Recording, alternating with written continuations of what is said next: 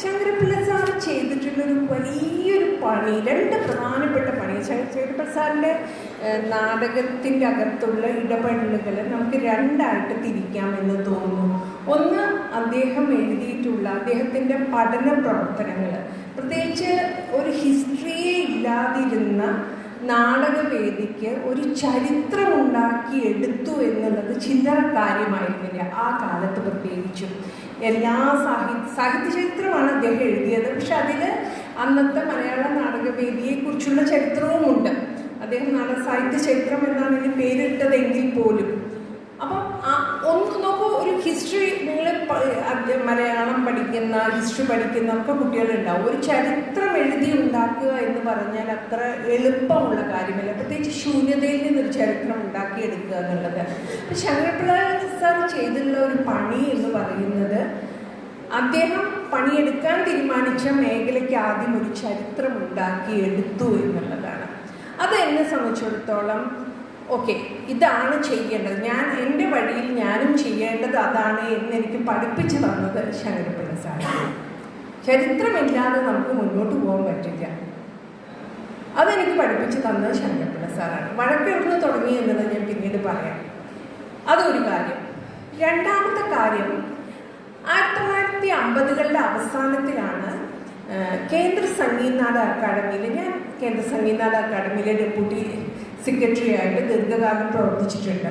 അപ്പം അവിടുത്തെ രേഖകളൊക്കെ പരിശോധിക്കുമ്പോൾ പിന്നീട് അത് പുസ്തകമായിട്ട് വരികയും ചെയ്തു.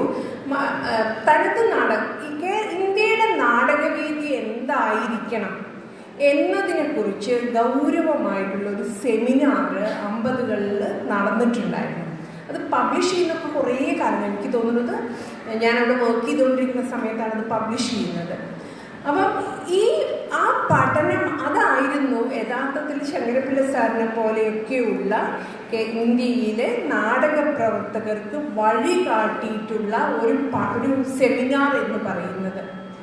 ആ സെമിനാറിൽ നെഹ്റുവിയൻ പോളിസിയുടെയൊക്കെ ഭാഗമായിട്ട് മുന്നോട്ട് വെച്ചിട്ടുള്ള ഒരു പ്രധാനപ്പെട്ട കാര്യം എന്ന് പറയുന്നത്, നമ്മൾ ഇപ്പോൾ ചെയ്തുകൊണ്ടിരിക്കുന്ന നാടകങ്ങളിൽ നമ്മളുടെ ഇന്ത്യയുണ്ടോ, ഇന്ത്യയുടെ കലാരൂപങ്ങളുണ്ടോ, ഇന്ത്യയുടെ ജീവിതമുണ്ടോ, നമുക്ക് നമ്മുടേതായിട്ടുള്ള ഒരു വഴി കണ്ടെത്തേണ്ടതില്ലേ?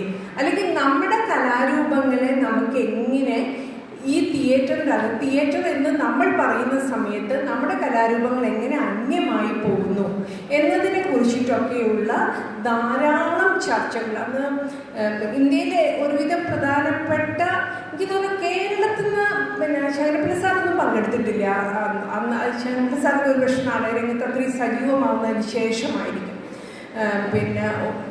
ജോർജ് സാർ പങ്കെടുത്തിട്ടുണ്ട്. അദ്ദേഹത്തിൻ്റെ പേര് മാത്രമേ ഞാനതിൽ കണ്ടിട്ടുള്ളൂ.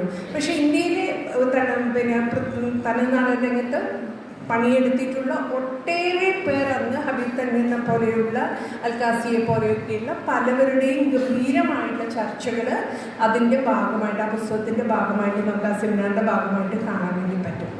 അപ്പം അങ്ങനെ തുടങ്ങി വെച്ചതിൻ്റെ ഒരു തുടർച്ചയായിട്ടാണ് ശങ്കരപ്പിള്ള സാറ് ഒരു പണിയെടുക്കാൻ തുടങ്ങിയത്. അതായത് നാടകം എന്ന് പറയുന്നതിൽ രണ്ട് കാര്യങ്ങൾ അദ്ദേഹം ചെയ്തു. ഒന്ന്, നമ്മുടെ നമുക്ക് നമ്മുടേതായുള്ള ഒരു റൂട്ട് കണ്ടെത്തണ്ടേ എന്നുള്ള ശ്രമം നടത്തി.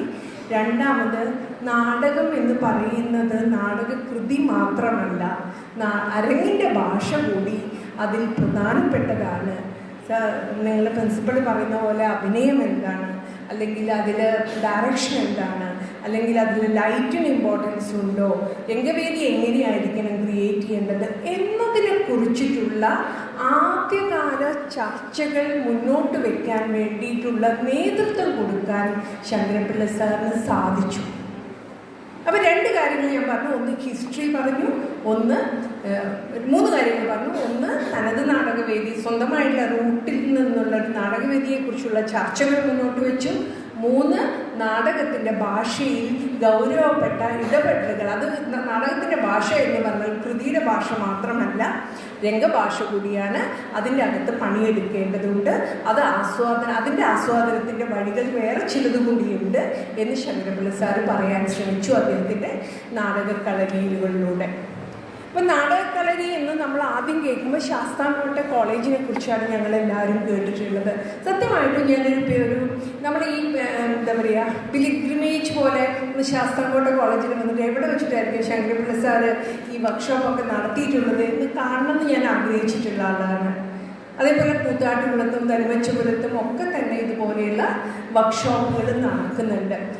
എൻ്റെ അതിനുശേഷമാണ് ഞാൻ നാടകത്തിലേക്ക് വരുന്നത്. അതിനൊക്കെ കഴിഞ്ഞ എത്രയോ കാലമായിട്ടാണ്. അപ്പോൾ ശങ്കരപിള്ള സാറ് ഒരു ഭാഗത്ത് ഈ 3 കാര്യങ്ങൾ ചെയ്തു. അതിന് ശേഷമാണ് Sankara Pillai sir school of drama പോലെയുള്ള ഒരു സ്ഥാപനത്തിന് ഇനീഷ്യേറ്റ് ചെയ്യുന്നത്. പിന്നെ സംഗീത നാടക അക്കാദമിയിൽ വരുന്നു. പിന്നെ അതല്ലെങ്കിൽ അതേപോലെ അദ്ദേഹം സംഗീത നാടക അക്കാദമിയിലായിരിക്കുമ്പോഴാണ് അദ്ദേഹം വീണ്ടും ഒരു നാടക ക്യാമ്പൊക്കെ നടത്തുന്നത്. അപ്പം ഞാൻ പറഞ്ഞു വന്നു വെച്ചാൽ അദ്ദേഹം കണ്ടിന്യൂസ്ലി ഈ വർക്കുകൾ ചെയ്യുന്നുണ്ട്. അതുപോലെ പഠിക്കാൻ ആൺകുട്ടികൾക്കും പെൺകുട്ടികൾക്കും പഠിക്കാനുള്ള ഒരു നാടക സ്ഥാപനം ഉണ്ടാക്കുന്നുണ്ട്. ഇത്രയും പ്രവർത്തനങ്ങളിൽ ഒരു സ്ത്രീ എന്നുള്ള നിലയ്ക്ക് എന്നെ എവിടെയാണ് ആകർഷിക്കുന്നത്, ശങ്കരപിള്ള സാറിൻ്റെ വർക്കുകൾ എവിടെയാണ് എന്നെ ആകർഷിച്ചത്, എവിടെയാണ് എനിക്ക് വഴക്കുകൾ ഉണ്ടായത് എന്നതാണ് ഞാൻ പറയാൻ വേണ്ടി ശ്രമിക്കും. അപ്പോൾ ഞാൻ ശങ്കരപിള്ള സാറിൻ്റെ വർക്കുകളിലുള്ള എൻ്റെ ഒരു ഭയങ്കരമായിട്ടുള്ളൊരു ആവേശത്തെക്കുറിച്ചാണ് ഞാൻ ആദ്യം പറഞ്ഞത്. അതെനിക്ക് വളരെ ഇമ്പോർട്ടൻ്റ് ആണ്. കേരളത്തിലെ നാടകകലയുടെ പ്രസ്ഥാനമാണെങ്കിലും ശങ്കരപിള്ള സാർ എഴുതിയുള്ള പുസ്തകങ്ങളാണെങ്കിലും ചരിത്ര പുസ്തകങ്ങളാണെങ്കിലും എനിക്ക് വളരെ വളരെ പ്രധാനപ്പെട്ടതായിരുന്നു. ഇതിലുള്ളൊരു പ്രശ്നം എന്താ അറിയോ, ഇപ്പം നിങ്ങൾ പറഞ്ഞില്ലേ ഇത്രയും വർഷം കഴിഞ്ഞിട്ട് ഇവിടെ ആദ്യമായിട്ടാണ് ഒരു സ്ത്രീ വന്ന് നിൽക്കുന്നത് എന്ന് പറയുമ്പം നിങ്ങൾക്കറിയാം, നാടകവേദി എന്ന് അല്ലെങ്കിൽ നാടകവേദിയെക്കുറിച്ച് സംസാരിക്കാനുള്ള ഒരാളെ നിശ്ചയിക്കുമ്പോൾ അതിൽ നിങ്ങളുടെ ആരുടെയും മനസ്സിലൊരു സ്ത്രീ വരുന്നേ ഇല്ല. അപ്പം ഞങ്ങൾ അതിനകത്ത് പണിയെടുക്കുന്ന ഞങ്ങളുടെ ഒരു അവസ്ഥയൊന്നും നിങ്ങൾ ആലോചിച്ച് നോക്കൂ. ഞാൻ കേരളത്തിൽ നാടകരംഗത്ത് പ്രവർത്തിക്കാൻ വരുന്നത് ഒരു ഫെമിനിസ്റ്റ് മൂവ്മെൻറ്റിൻ്റെ ഒക്കെ കൂടെ വളരെ ഗൗരവമായിട്ട്, അല്ലെങ്കിൽ കേരളത്തിലെ പലതരത്തിലുള്ള സ്റ്റുഡൻസ് മൂവ്മെൻറ്റിൻ്റെയും ഒക്കെ ഭാഗമായി നിന്നതിന് ശേഷമാണ് ഞാൻ നാടകത്തിൽ വർക്ക് ചെയ്യാൻ വരുന്നത്. അപ്പോൾ എന്നെ സംബന്ധിച്ചിടത്തോളം നാടകം എന്നുള്ളതിൻ്റെ അകത്ത് പണിയെടുക്കുമ്പോൾ സ്വാഭാവികമായിട്ടും ഞാൻ ആദ്യം ആലോചിക്കുക എന്തായിരുന്നോ, എൻ്റെ മുന്നേ പണിയെടുത്തവരാരൊക്കെയായിരുന്നു, അവർ ചെയ്ത വർക്കുകൾ എന്തൊക്കെയായിരുന്നു, ഞങ്ങൾക്ക് ചരിത്രമുണ്ടോ എന്ന് നമ്മൾ സ്വാഭാവികമായിട്ട് നോക്കില്ലേ. ഇവിടെ നിങ്ങൾ അധ്യാപകരായിരിക്കുമ്പോൾ നിങ്ങളെ മുന്നേ പണിയെടുത്ത് ആരൊക്കെയാണെന്നുള്ളത് നിങ്ങൾക്ക് അറിയാനുള്ളൊരു അവകാശം ഉണ്ടല്ലോ. അപ്പോൾ സ്വാഭാവികമായിട്ട് ഞാൻ അന്നത്തെ പ്രധാനപ്പെട്ട നാടക പ്രവർത്തകരോടൊക്കെ ചോദിക്കും, ചേട്ടാ പിന്നെ മാഷെ അതിന് മുന്നേ നാടകത്തിലൊക്കെ അഭിനയിച്ചത് ആരായിരുന്നു, അല്ലെങ്കിൽ നാടകത്തിൽ സംവിധാനം ചെയ്ത ആരെങ്കിലും ഉണ്ടായിരുന്നോ, ലൈറ്റ് ചെയ്യുന്ന സ്ത്രീകൾ ആരെങ്കിലും ആ കാലത്ത് ഉണ്ടായിരുന്നു. അപ്പോൾ അവരിങ്ങനെ ഭയങ്കര പുച്ഛത്തോടുകൂടി നമ്മളിങ്ങനെ നോക്കും.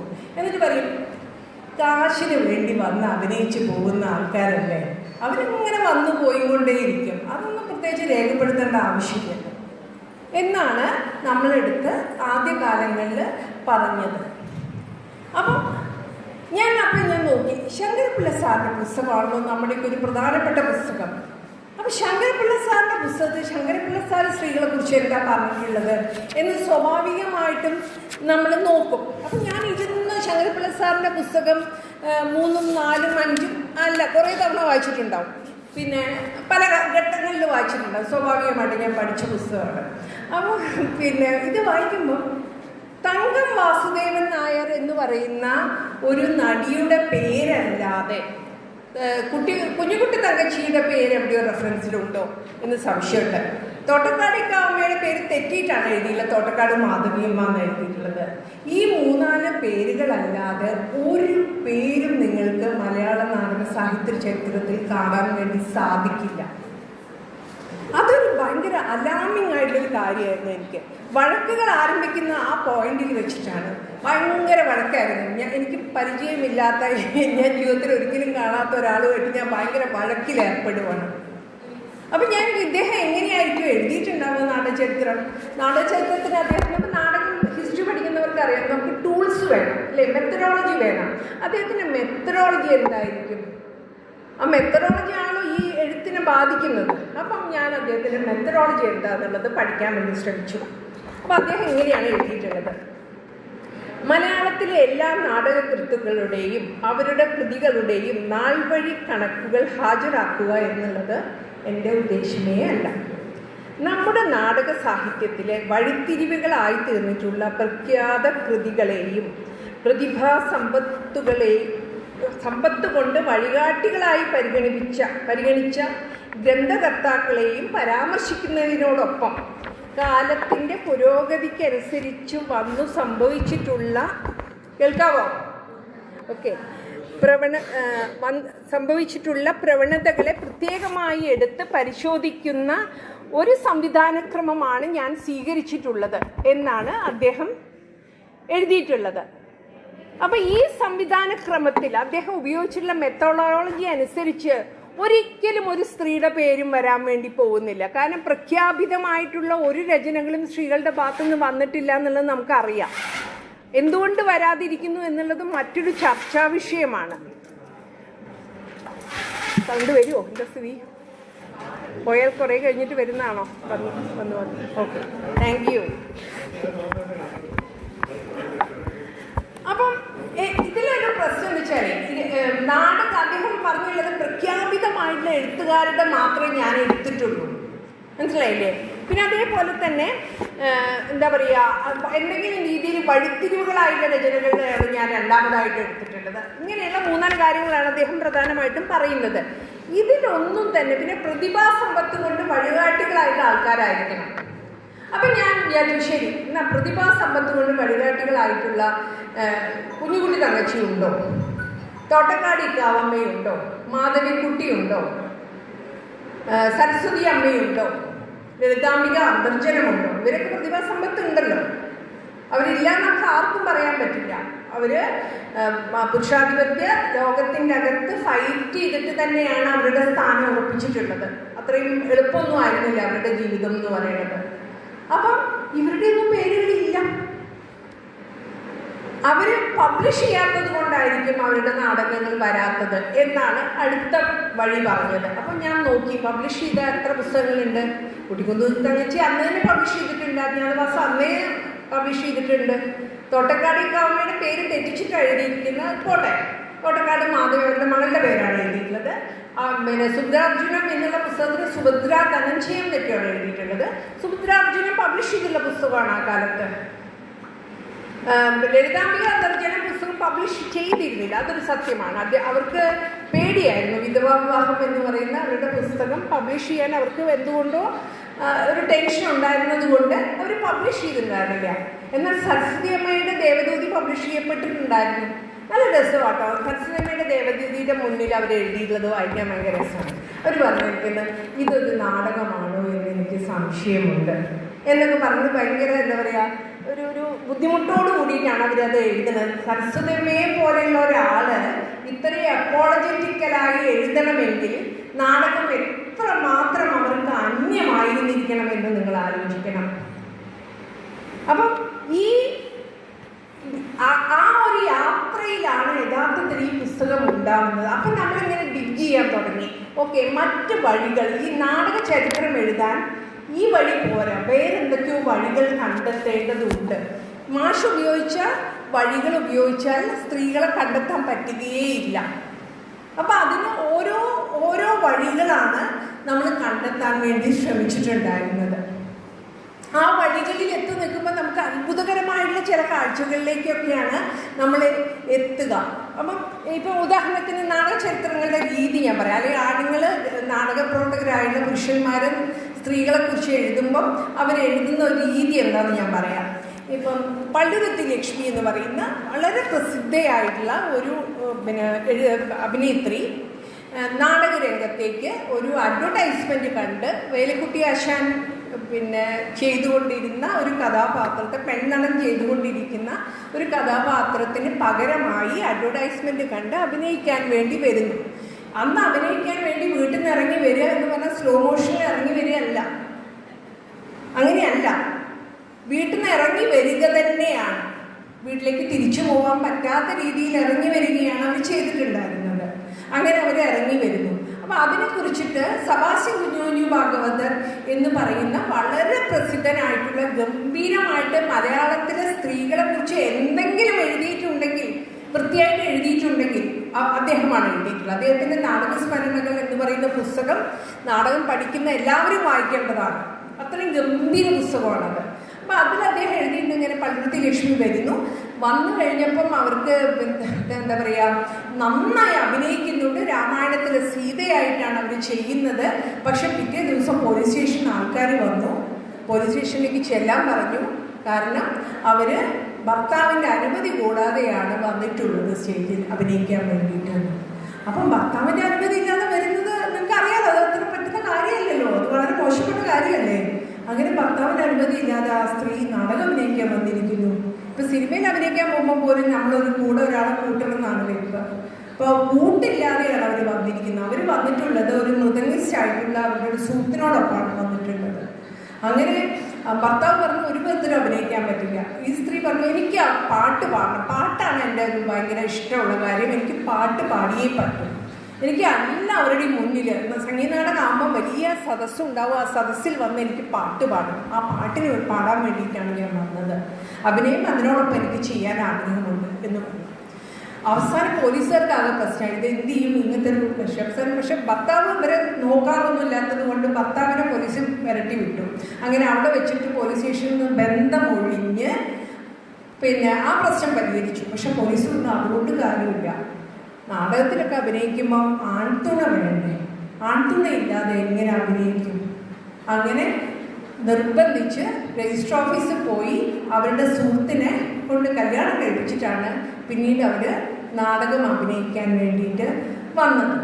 അപ്പം ഇതിനെക്കുറിച്ച് പറയുമ്പം സെബാസ്റ്റ്യൻ കുഞ്ഞുമാധവൻ പറയുന്നത് ഞാനും വേലിക്കുട്ടി ആശാനും തമ്മിൽ വലിയ വഴക്കുണ്ടാവുകയും വേലിക്കുട്ടി പിണങ്ങി ഋഷികേശിലേക്ക് പോവുകയും ചെയ്ത ഒഴിവിലാണ് മലയാള നാടകത്തിൽ സ്ത്രീകൾ രംഗത്തേക്ക് വന്നത് എന്നാണ്. അപ്പം അതൊരു അദ്ദേഹത്തിൻ്റെ ഒരു വഴിയാണ്, ഹിസ്റ്ററിയെ അദ്ദേഹം കാണുന്ന വഴിയാണ്. ഞാൻ അപ്പം നോക്കുന്നത് ഏത് വർഷമായിരിക്കും ഈ സ്ത്രീകൾ രംഗത്തേക്ക് വന്നിട്ടുള്ളത്? 1930കളിലാണ് ഈ സ്ത്രീകൾ വന്നിട്ടുള്ളത്.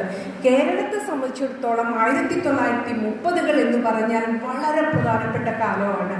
കേരളത്തിലെ സ്ത്രീകൾ വിദ്യാഭ്യാസം കിട്ടിയ പുറത്തേക്ക് വന്ന് തൊഴിൽ രംഗത്ത് അന്നാചാണ്ടിയെ പോലെയുള്ള ആളുകൾ സ്ത്രീകൾക്ക് തൊഴിലിൽ സംവരണം വേണം, സർക്കാർ തൊഴിൽ സംവരണം വേണം എന്നൊക്കെ വാദിച്ചു തുടങ്ങിയ കാലത്താണ് ഈ ഇവരൊക്കെ പുറത്തേക്ക് വരുന്നത്. ധാരാളം സ്ത്രീകൾ അഭിനയിക്കാൻ വരുന്നത്.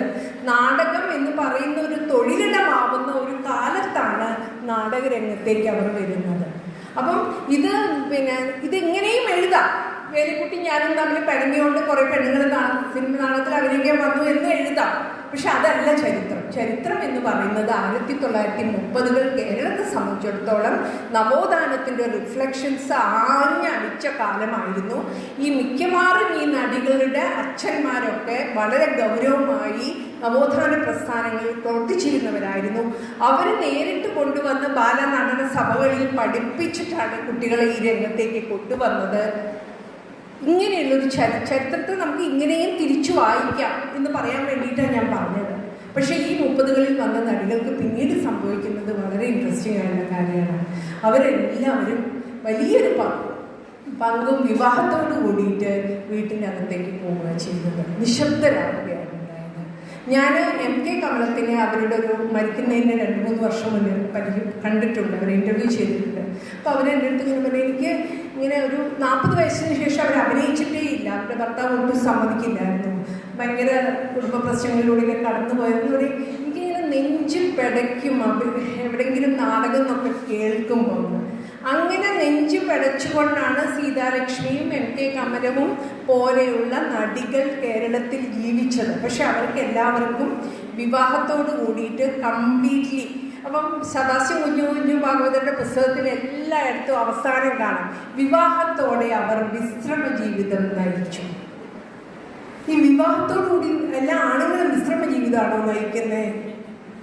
സ്ത്രീകൾക്ക് മാത്രം എന്തൊരു പെട്ടെന്നൊരു വിശ്രമം വരുന്നതെന്ന് എനിക്ക് മനസ്സിലായില്ല. അങ്ങനെ നാടക ചരിത്രത്തിൽ മുഴുവൻ വിശ്രമ ജീവിതം നയിച്ച പെൺകുട്ടികളെ കുറിച്ചിട്ടാണ് നമുക്ക് 18 വയസ്സിൽ 20 വയസ്സിൽ 30 വയസ്സിലൊക്കെ വിശ്രമ ജീവിതത്തിലേക്ക് പോയിട്ടുള്ള സ്ത്രീകളുടെ ഒരു ചരിത്രമാണ് മലയാളത്തിലെ സ്ത്രീകളുടെ ചരിത്രം എന്ന് പറയുന്നത്. ഇപ്പം ഇതുപോലെയുള്ള അപ്പം ഈ സ്ത്രീകളുടെ പേരുകൾ ശങ്കരപ്പിള്ള സാറിൻ്റെ പുസ്തകങ്ങളിൽ വന്നില്ല എന്നുള്ളതായിരുന്നു എൻ്റെ രണ്ടാമത്തെ വഴക്ക് എന്ന് പറയുന്നത്. ഈ പേരുകളൊക്കെ വരേണ്ടതായിരുന്നു, അല്ലെങ്കിൽ ആ വരുന്നതിനുള്ള വഴികൾ. പക്ഷേ ഇപ്പം ഞാൻ അതിനെ അങ്ങനെ കാണുന്നില്ല. കാരണം വെച്ചാൽ ശങ്കരപ്പിള്ള സാർ അങ്ങനത്തെ ഒരു പുസ്തകം എഴുതിയത് കൊണ്ടാണ് എന്നെപ്പോലെയുള്ള ഒരാൾക്ക് അടുത്ത പടിയായിട്ട് മുന്നോട്ട് പോകാൻ പറ്റിയത്. നമ്മൾ അങ്ങനെയാണ് അതിനെ കാണേണ്ടതെന്ന് എനിക്ക് തോന്നുന്നത്. വഴക്കുകളുണ്ട് നമ്മൾ തമാശയ്ക്ക് പറഞ്ഞാൽ പോലും ആ ഒരു വളരെ സ്ട്രോങ് ആയിട്ടൊരു ഒരു നട്ടല് പോലെയുള്ള ഒരു സംഗതി എൻ്റെ മുന്നിൽ ഇങ്ങനെ നിൽക്കുന്നുണ്ട്. അതുകൊണ്ടാണ് എനിക്ക് അടുത്ത സ്റ്റെപ്പ് വെക്കാൻ വേണ്ടി സാധിച്ചത്. എൻ്റെ യാത്രകളൊക്കെ തന്നെ അതുവരെ ഉണ്ടായിരുന്ന യാത്രകളിൽ നിന്ന് ഒന്ന് മാറിയും തിരിഞ്ഞുമായിരുന്നു എന്നുള്ളതാണ്. കാരണം എനിക്ക് ശങ്കരപ്പിള്ള സാറ് പോയ വഴിയിലൂടെ പോയാൽ ഒരു സ്ത്രീയെയും കണ്ടെത്താൻ പറ്റില്ല എന്നുള്ളത് കൊണ്ടാണ് ഞാൻ എൻ്റെതായിട്ടുള്ളൊരു വഴിയിലൂടെ യാത്ര ചെയ്യാൻ വേണ്ടി ശ്രമിച്ചത്.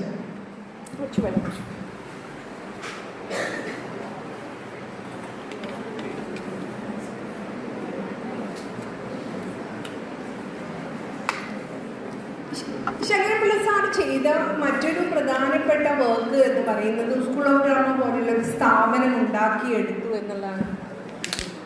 ഈ സ്കൂൾ ഓഫ് ഡ്രാമ എന്തുകൊണ്ടാണ് കേരളത്തിലെ സ്ത്രീകളെ സംബന്ധിച്ചിടത്തോളം പ്രധാനപ്പെട്ടതാവുന്നത് എന്നുള്ളതിനെ കുറിച്ചിട്ട് ഞാൻ പറയാം. നിങ്ങൾ എപ്പോഴെങ്കിലും നാടകത്തിൽ അഭിനയിച്ചിട്ടുണ്ടോ? ഞാൻ കോളേജിലും സ്കൂളിലും കാര്യമല്ല പറയുന്നത്. നാട്ടും പുറത്ത് നിങ്ങളുടെ നാട്ടിലെ ഏതെങ്കിലും നാടക പ്രവർത്തനങ്ങളുടെ ഭാഗമാവാൻ നിങ്ങൾക്ക് പറ്റിയിട്ടുണ്ടോ? പെൺകുട്ടികളോടാണ് ചോദ്യം. പറ്റിയിട്ടുണ്ടോ? ഉണ്ടാവില്ല. എൻ്റെ വീടിൻ്റെ അടുത്ത്, ഞാൻ കോഴിക്കോട്ടുകാരിയാണ്, ധാരാളം നാടക പ്രവർത്തനങ്ങൾ നടന്നുകൊണ്ടിരുന്ന ഒരു കാലത്ത് ജനിച്ചു വളർന്നിട്ടുള്ള ഒരാളാണ് ഞാൻ. 70കളിലൊക്കെ തന്നെ കോഴിക്കോട് വളരെ സജീവമായിരുന്നു നാടകം. 80കളുടെ തുടക്കത്തിലൊക്കെ നാടകരംഗം ഭയങ്കര സ്ട്രോങ് ആയിരുന്നു. കേട്ടിയുടെയും താജിൻ്റെയും മധുമാഷിൻ്റെയും ഒക്കെ നാടകങ്ങൾ സജീവമായ ഒരു സ്ഥലത്ത് ആണ് ഞാൻ ജനിച്ചു വളർന്നത്. അപ്പോൾ എൻ്റെ വീടിൻ്റെ അടുത്തുള്ള വായനശാലകളിലൊക്കെ തന്നെ നാടകങ്ങൾ നടക്കുന്നുണ്ടാവും. അപ്പം ഞാൻ ഡാൻസറാണ്. ഞാൻ കലാമണ്ഡലത്തിലൊക്കെ പോയി ഡാൻസ് പഠിക്കണം എന്ന ആഗ്രഹത്തോടു കൂടി ജീവിച്ചിരുന്ന ഒരാളാണ്. ഡാൻസിൻ്റെ അപ്പുറത്ത് ലോകമില്ല എന്ന് വിചാരിച്ചിരുന്ന ഒരാളാണ്. അപ്പം നാടകവും അതും അതിൻ്റെ ഒരു എക്സ്റ്റൻഷനായിട്ടൊരു സ്ഥലമായതുകൊണ്ട് എനിക്കിഷ്ടമാണ് നാടകത്തിൽ എന്താ സംഭവിക്കുന്നത് നോക്കാൻ വേണ്ടിയിട്ട്. അപ്പം തൊട്ടടുത്ത് വായനശാലയുണ്ട്. ആ വായനശാലയിൽ നാടക റിഹേഴ്സലുകൾ നടക്കുന്നുണ്ട്. ചേട്ടന്മാരൊക്കെ രാത്രി അവിടെ പോകുന്നുണ്ട്. കണ്ടിന്യൂസ് ആയിട്ട് രാത്രി മുഴുവൻ നീണ്ടു നിൽക്കുന്ന റിഹേഴ്സൽ. വൈകുന്നേരം 6 മണി മുതൽ അവരവിടെയായിരിക്കും. എല്ലാവരും ഭയങ്കര റിഹേഴ്സലിലായിരിക്കും. അപ്പം ഇതിൻ്റെ അകത്തേക്ക് പ്രവേശിക്കാൻ എനിക്ക് ഒരു വഴിയുമില്ല. കാരണം നമ്മളെ വീട്ടിൽ നിന്നും തന്നെ താടി മുടിയും കള്ളു കുടിച്ച് നടക്കുന്ന ആൾക്കാരുടെ കൂടെ പോയിട്ട് നാടകമൊന്നും ചെയ്യേണ്ട എന്നാണ് എൻ്റെ വീട്ടിൽ ചെറുപ്പം മുതലേ. ഞാൻ താടി മുടിയും എന്നെന്തൊരു ഭയങ്കര അപകടം പിടിച്ചൊരു കാര്യം തന്നെ. പിന്നെ അതിൻ്റെ കൂടെ കള്ളും കൂടി ചേർന്ന് കഴിഞ്ഞാൽ വിശേഷമായി. മനസ്സിലായില്ലേ? അപ്പം അങ്ങനെയുള്ള സ്ഥലത്തേക്കൊന്നും പെൺകുട്ടികളെ വിടില്ല. അപ്പോൾ പക്ഷെ ഇതിലേക്ക് കയറാൻ എനിക്കൊരു വഴി വേണം. അപ്പോഴാണ് ആരോ പറഞ്ഞത് പിന്നെ അതിൻ്റെ അകത്ത് ഡാൻസ് കളിക്കാനുള്ള ഒരു പോർഷൻ ഉണ്ടെന്ന്. അപ്പം പണ്ടത്തെ നാടകങ്ങൾ നിങ്ങൾ കണ്ടിട്ടുണ്ടോ? ഒരു ഡാൻസ് ഉണ്ടാവും. ഒരു കോണ്ടെക്സ്റ്റും ഇല്ലാതെ ഒരു ഡാൻസ് ഉണ്ടാവും. ഡാൻസൊക്കെ കളിച്ചിട്ട് നമ്മളങ്ങനെ പോകും. അത് നാടകത്തിൻ്റെ എന്തെങ്കിലും കണക്ഷൻ ഉണ്ടോ ചോദിച്ചാൽ ഒരു കണക്ഷൻ ഉണ്ടാവില്ല. അപ്പം അങ്ങനെ ഡാൻസ് കളിക്കാൻ വേണ്ടിയിട്ട് ഒരു പെൺകുട്ടിയെ വേണമെന്ന് അന്വേഷിച്ചു. അപ്പോൾ സ്വാഭാവികമായിട്ടും എൻ്റെ അമ്മ സോക്കോൾഡ് പ്രോഗ്രസീവ് ഒക്കെ ആയതുകൊണ്ട് എന്നെ പെട്ടെന്ന് കിട്ടുമല്ലോ. അങ്ങനെ ഞാൻ അതിൻ്റെ അകത്തേക്ക് കയറുകയാണ്. അപ്പം ഞാൻ അതിൻ്റെ അകത്ത് ചെന്ന് നിന്നപ്പോഴാണ് മനസ്സിലായത് നാട്ടിലുള്ള എല്ലാ ചേട്ടന്മാരും എൻ്റെ കസിൻസും എല്ലാം അവിടെയുണ്ട്. അവർ രംഗവേദി ഒരുക്കുന്നതിൽ പങ്കുചേരുന്നുണ്ട്, റിഹേഴ്സൽസിൽ പങ്കുചേരുന്നുണ്ട്, എന്തൊക്കെയോ എഴുതുന്നുണ്ട്, എന്തൊക്കെയോ പണികൾ എടുക്കുന്നുണ്ട്, ഇടയ്ക്ക് സിഗരറ്റ് വലിക്കുന്നുണ്ട്. ഇതെല്ലാം സംഭവിക്കുന്നുണ്ട്. ഇതിലൊന്നും എനിക്ക്, അതേ പ്രായമുള്ള എനിക്ക് ഒന്നും ചെയ്യാനില്ല. കേരളത്തിലെ ഒരു നാടക പ്രവർത്തകയും കൂടെ നടന്ന്, നാടകപ്രവർത്തകരുടെ കൂടെ നടന്ന് നാടകം പഠിച്ചിട്ടുണ്ടാവില്ല. കാരണം അത് സാധ്യമല്ല. കേരളത്തിൽ സിനിമാ രംഗത്ത് കുറച്ചെങ്കിലും പോസിബിൾ ആവുന്നുണ്ട്. ഇപ്പം അതത്ര എളുപ്പമല്ല പെൺകുട്ടികൾക്ക്, പക്ഷെ കുറച്ചെങ്കിലും എളുപ്പമാണ്, പണി നടക്കുന്നുണ്ട്. ശങ്കരപ്പിള്ള സാറിൻ്റെ സ്കൂൾ ഓഫ് ഡ്രാമ തുടങ്ങിയത് കൊണ്ടാണ് ഇന്ന് കേരളത്തിൽ ഇത്രയും അധികം പെൺകുട്ടികൾ നാടകരംഗത്തേക്ക് വന്നത്. ശങ്കരപ്പിള്ള സാറിൻ്റെ സ്കൂൾ ഓഫ് ഡ്രാമ ഉള്ളത് കൊണ്ടാണ് ഞാൻ കൽക്കട്ട രവീന്ദ്രഭാരതിയിൽ MA പഠിക്കാൻ പോകുന്നത്. കാരണം ഇങ്ങനൊരു സിസ്റ്റം ഇവിടെ പോസിബിൾ ആണ് എന്ന് എനിക്ക് മനസ്സിലാക്കി തന്ന ശങ്കരപ്പിള്ള സാറിൻ്റെ ഒരു ഇനീഷ്യേറ്റീവാണ്. അപ്പൊ കേരളത്തിലെ നാടകരംഗത്തെ സ്ത്രീകൾക്ക് ഒരു സാധ്യത ഉണ്ടാക്കി തരുന്നതിൽ ശങ്കരപ്പിള്ള സാറ് വഹിച്ച പങ്ക് എന്ന് പറയുന്നത് ചില്ലറയായിരുന്നില്ല. അതൊരു വലിയ പങ്കാണ്. ഒരു ഭാഷ പഠിച്ചാൽ എത്ര കോൺഫിഡൻസാണ് നിങ്ങൾക്ക് ഉണ്ടാവുക അല്ലേ? നല്ലോണം മലയാളം പറയാൻ അറിയുന്ന ഒരാൾക്ക് ഉണ്ടാവുന്ന, അല്ലെങ്കിൽ ഇംഗ്ലീഷ് പറയാൻ അറിയുന്ന ഒരാൾക്ക് ഉണ്ടാവുന്ന ഒരു കോൺഫിഡൻസ് എന്ന് പറയുന്നത് ഏത് ഭാഷയാണെങ്കിലും ചില്ലറില്ല. ഭയങ്കര കോൺഫിഡൻസ് തോന്നും നമുക്കൊരു സ്ഥലത്ത് പോയി ഒരു കാര്യം പറയാൻ വേണ്ടിയിട്ട്. എൻ്റെ മകൻ എപ്പോഴും പറയുന്ന ഒരു കാര്യമുണ്ട്. അവൻ അസിംപ്ലേൻജി യൂണിവേഴ്സിറ്റിയിലായിരുന്നു BA പഠിച്ചുകൊണ്ടിരുന്നത്. അപ്പോൾ അവൻ ഡൽഹിയിലൊക്കെ പഠിച്ചത് കൊണ്ട് അവൻ ലാംഗ്വേജ് സ്കിൽ വളരെ സ്ട്രോങ് ആണ്. അപ്പോൾ അവൻ പറയും ബാംഗ്ലൂരിലെ ഉൾപ്രദേശങ്ങളിൽ നിന്ന് വന്ന് പഠിക്കുന്ന കുട്ടികൾക്ക് ഇവരെക്കാൾ 10 ഇരട്ടി ഇൻ്റലിജൻസ് ഉണ്ടാവും, 10 ഇരട്ടി ചില ഒരു കാര്യം എക്സ്പ്രസ് ചെയ്യാനുള്ള വിഷയം അവരുടെ കയ്യിലും ഉണ്ടാവും. പക്ഷെ പറയാനുള്ള കോൺഫിഡൻസ് ഇല്ലാത്തത് കൊണ്ട് അവർ പലപ്പോഴും പ്രസൻറ്റേഷനൊക്കെ തന്നെ തകർന്നു പോകുന്നത് കണ്ടിട്ടുണ്ട് എന്ന് അവൻ പറയാറുണ്ട്. ഭയങ്കര വിഷമത്തോടു കൂടി പറയാറുണ്ട്. ഇതുപോലെ തന്നെയാണ് നാടക പഠനത്തിൻ്റെ കാര്യവും. എനിക്കിവിടെ നിന്ന് നിങ്ങളോട് സംസാരിക്കാൻ പറ്റുന്നത് അങ്ങനെ ഒരു പഠന ഗവേഷണത്തിലൂടെ ഞാൻ കടന്നു പോയത് കൊണ്ട് തന്നെയാണ്. ഒരു സ്ത്രീകളെ സംബന്ധിച്ചിടത്തോളം അങ്ങനെ ഒരു സ്പേസ് വേണം. പഠിച്ചിട്ടേ ഞങ്ങൾക്ക് മുന്നോട്ട് പോകാൻ പറ്റുള്ളൂ. ഞങ്ങൾക്ക് അല്ലാതെ കൂടെ നടന്ന് പഠിച്ചെടുക്കൽ സ്ത്രീകൾക്ക് ഒരു കാലത്തും പോസിബിൾ അല്ല. സിനിമയിലായാലും നാടകത്തിലായാലും പാട്ടിലായാലും അങ്ങനെ കൂടെ നടക്കാൻ ഞങ്ങൾക്ക് എവിടെയാണ് നേരം? ഈ 10-22 വയസ്സാകുമ്പോഴത്തേക്കും ഞങ്ങളെ കല്യാണം കഴിപ്പിക്കും. അത് കഴിഞ്ഞാൽ കുട്ടികളുണ്ടാവും. പിന്നെ വലിയൊരു ഗ്യാപ്പ് വരും. പിന്നെ 35-40 വയസ്സായിട്ടായിരിക്കും പെൺകുട്ടികളെ എന്തെങ്കിലും ചെയ്ത് തുടങ്ങുന്നുണ്ടാവുക. അപ്പോഴത്തേക്ക് കുറേ കാലം കഴിഞ്ഞിട്ടുണ്ടാവും. കണ്ടിന്യൂസ് ആയിട്ടുള്ള ഒരു പ്രോസസ്സിൽ സ്ത്രീകൾക്ക് വർക്ക് ചെയ്യാൻ പറ്റാതിരിക്കുന്ന ഒരു കാര്യമുണ്ട്. ഇതിൽ കേരളത്തിൽ അങ്ങനെ ഒരു സാധ്യത ഉണ്ടാക്കിയതിൽ ശങ്കരപ്പിള്ള സാറിന് വലിയൊരു പങ്കുണ്ട്. പക്ഷെ ഇതേ കാലത്തിൽ തന്നെ ശങ്കരപ്പിള്ള സാറ് മലയാള സാഹിത്യ ചരിത്രം എഴുതുന്ന അതേ കാലത്താണ് കേരളത്തിൽ ഏറ്റവും സജീവമായിട്ട് പ്രൊഫഷണൽ നാടകങ്ങൾ ഉണ്ടായിരുന്നത്. ശങ്കരപ്പിള്ള സാറിൻ്റെ ടെക്സ്റ്റിൽ പ്രൊഫഷണൽ നാടകങ്ങളെ കുറിച്ച് ഒന്നും പറയുന്നില്ല. അമേച്വർ നാടകങ്ങൾ മാത്രമാണ് അദ്ദേഹത്തിൻ്റെ ടെക്സ്റ്റിൽ ഏറ്റവും പ്രധാനമായിട്ട് വരുന്നത്. മറ്റതിനെ അദ്ദേഹം അത്ര പ്രധാനപ്പെട്ട ഒരു കാറ്റഗറി ആയിട്ട് പോലും കണക്കാക്കപ്പെട്ടില്ല. പക്ഷേ എനിക്ക് ചരിത്രം എഴുതുമ്പോൾ അത് വളരെ പ്രധാനപ്പെട്ട കാറ്റഗറി ആയിരുന്നു. എന്തുകൊണ്ടായിരിക്കും അങ്ങനെ നമുക്കതൊരു പ്രധാനപ്പെട്ട കാറ്റഗറി ആവുന്നത്? കാരണം അമേച്വർ രംഗത്തേക്കാൾ കൂടുതൽ സ്ത്രീകൾ പണിയെടുക്കുന്നത് പ്രൊഫഷണൽ നാടക രംഗത്താണ്. പ്രൊഫഷണൽ നാടക രംഗത്ത് ധാരാളം സ്ത്രീകൾ പങ്കെടുക്കുന്നുണ്ട്. അവരെ സംബന്ധിച്ചിടത്തോളം അതൊരു തൊഴിലിടമാണ്. അമേച്വർ നാടക രംഗത്ത് പ്രവർത്തിക്കുന്ന എന്നെ പോലെയുള്ള ആളുകൾക്ക് അതൊരു തൊഴിലിടമല്ല. ഞാൻ ഇന്ന് വരെ നാടകം ഒരു തൊഴിൽ സ്പേസായിട്ട് കണ്ടിട്ടില്ല. ആദ്യം ഞാൻ സൗത്ത് ആഫ്രിക്കയിൽ കുറച്ചു കാലം നാടകം ചെയ്തിരുന്ന സമയത്ത് മാത്രമാണ് കൃത്യമായിട്ടുള്ള കോൺട്രാക്റ്റിൽ നാടകം അഭിനയിച്ച് കാശ് വാങ്ങിച്ചിട്ടുള്ളത്. കേരളത്തിൽ ഞാൻ ഇന്ന് വരെ ചെയ്ത ഒരു നാടകത്തിലും ഞാൻ കാശ് വേണ്ടാന്ന് പറയാറാണ്. കാരണം വെച്ചാൽ ആ ചെറിയൊരു തുക കൊണ്ട് എനിക്ക് ഒന്നും ചെയ്യാൻ പറ്റില്ല എന്നുള്ളത് കൊണ്ട് തന്നെ ഞാൻ വേറെ ജോലികൾ ചെയ്തുകൊണ്ടാണ് എല്ലാ കാലത്തും നാടകം ചെയ്തിട്ടുള്ളത്. കാരണം എനിക്കത് പോസിബിൾ അല്ല. ഈ ഇൻകം കൊണ്ട് ജീവിക്കുക എന്നെ കൊണ്ട് പോസിബിൾ ആയിട്ടുള്ള കാര്യമല്ല. അങ്ങനെയാണെങ്കിൽ കുടുംബത്തിൻ്റെ അകത്ത് ഭയങ്കര പ്രശ്നങ്ങളുണ്ടാവും. ഞാൻ നാടകം മാത്രമായിട്ട് മുന്നോട്ട് പോവുകയാണെങ്കിൽ അതൊരു സ്ത്രീനെ സംബന്ധിച്ചിടത്തോളം വലിയ ചോയ്സാണ്. പക്ഷെ പ്രൊഫഷണൽ നാടക രംഗത്ത് നിൽക്കുന്ന സ്ത്രീകളെ സംബന്ധിച്ചിടത്തോളം അതൊരു തൊഴിലിടമാണ്. അവർക്ക് കൃത്യം കോൺട്രാക്റ്റ് ഉണ്ട്, കൃത്യമായിട്ടുള്ള വരുമാനം കിട്ടും.